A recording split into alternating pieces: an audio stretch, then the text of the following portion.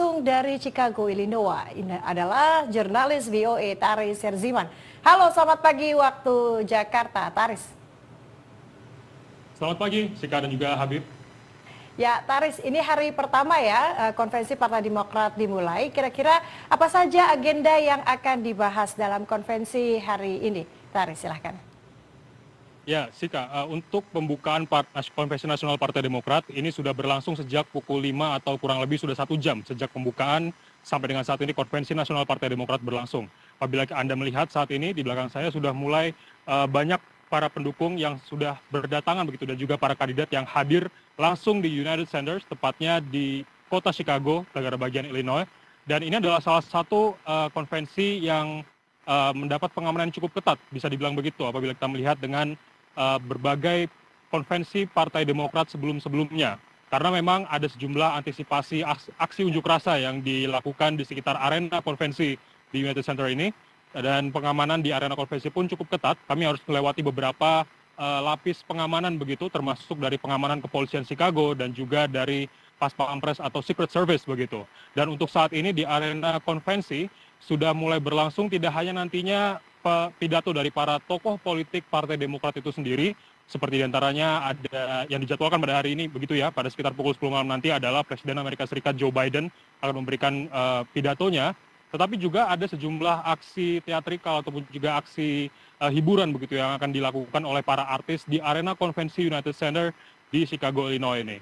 Dan untuk saat ini, para delegasi yang berasal dari berbagai negara bagian di Amerika Serikat akan datang untuk mendengarkan aspirasi dari para tokoh politik di Partai Demokrat yang hadir dalam konvensi nasional Partai Demokrat ini. Setelah Haris menjadi capres yang diusung Partai Demokrat.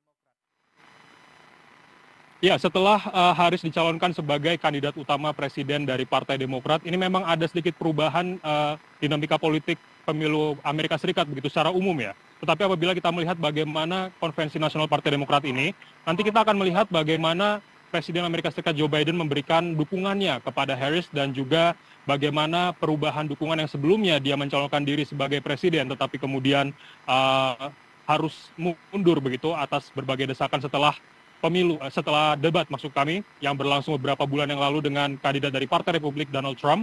Saat ini Presiden Joe Biden diperkirakan akan menyampaikan pidato yang terkait dengan bagaimana Harris bisa mewarisi dukungan dan juga kebijakan yang sudah diberlakukan oleh Presiden Joe Biden selama 4 tahun kepemimpinannya di Amerika Serikat, baik itu kebijakan domestik dalam negeri ataupun juga kebijakan luar negeri begitu ya. Kita ketahui bahwa Amerika Serikat cukup aktif dalam berbagai dinamika regional di seluruh dunia.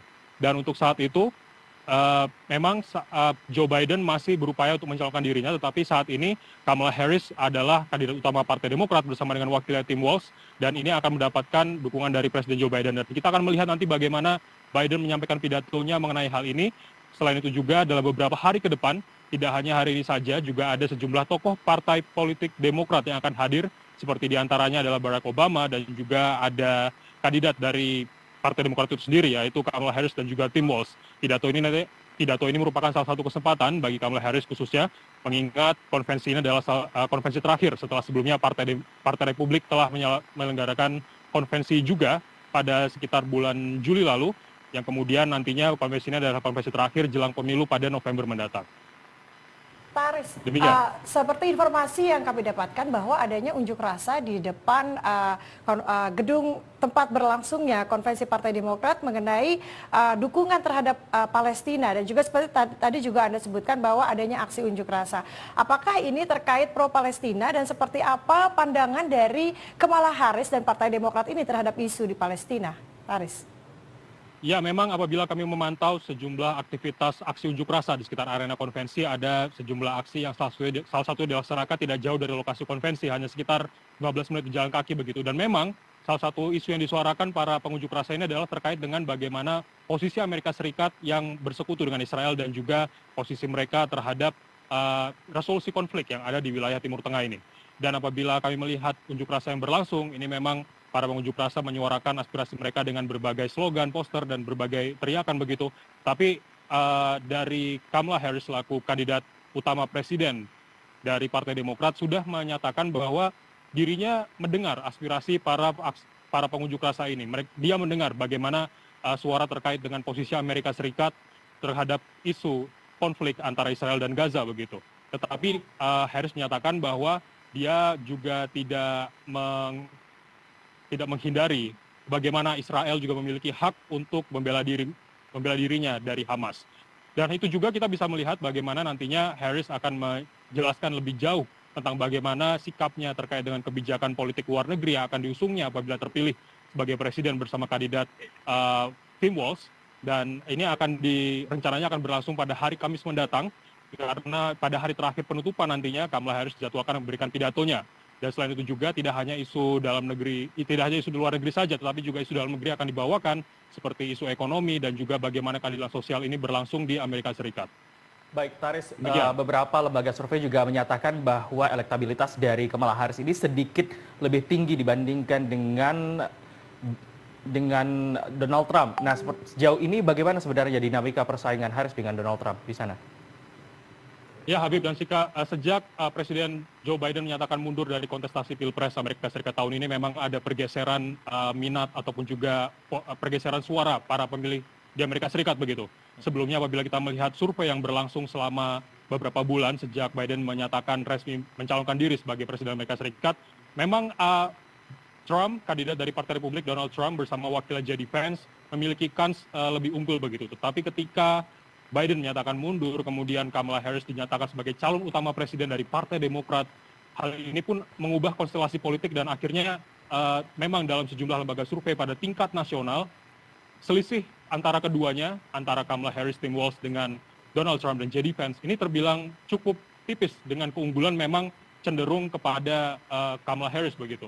Dan kita pada tingkat nasional ini memang belum menentukan bagaimana nantinya hasil pemilu pada November mendatang, karena di Amerika Serikat menerapkan sistem Electoral College yang nantinya ini akan menyatukan suara dari berbagai negara bagian di Amerika Serikat.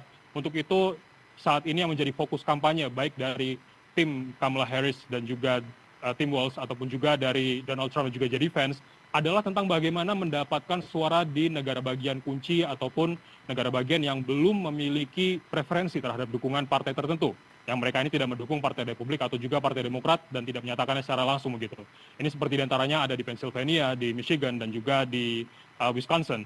Dan nanti kita akan melihat bagaimana trik apa saja yang akan disampaikan oleh kedua kandidat Kamala Harris dan juga Tim Walz dalam konvensi nasional Partai Demokrat kali ini, karena memang konvensi ini adalah momentum bagi mereka terakhir untuk menyatukan suara tidak hanya internal partai saja, tetapi juga bagaimana meyakinkan para pemilih di luar Partai Demokrat untuk memberikan suara mereka begitu.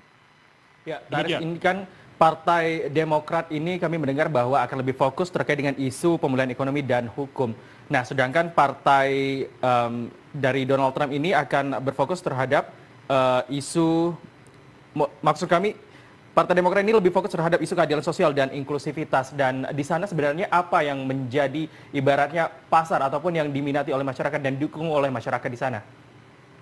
Ya, untuk saat ini kita bisa melihat bahwa memang di Amerika Serikat masyarakatnya cukup terdampak dengan berbagai dinamika ekonomi yang terjadi tidak hanya di Amerika Serikat saja, tetapi pada tingkat global begitu.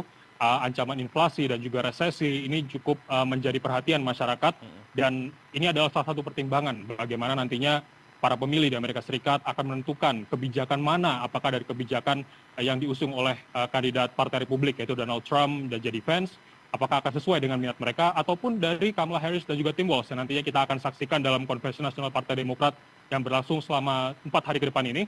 Dan selain dari isu ekonomi, nanti juga ada dari sisi penegakan hukum, seperti diantaranya bagaimana menurunkan angka kriminalitas dan juga tentang kepemilikan senjata api yang terus menjadi isu panas di Amerika Serikat selama beberapa dekade terakhir begitu. Ya, baik. Taris Hirziman melaporkan langsung dari Chicago, Amerika Serikat. Terima kasih, selamat bertugas kembali.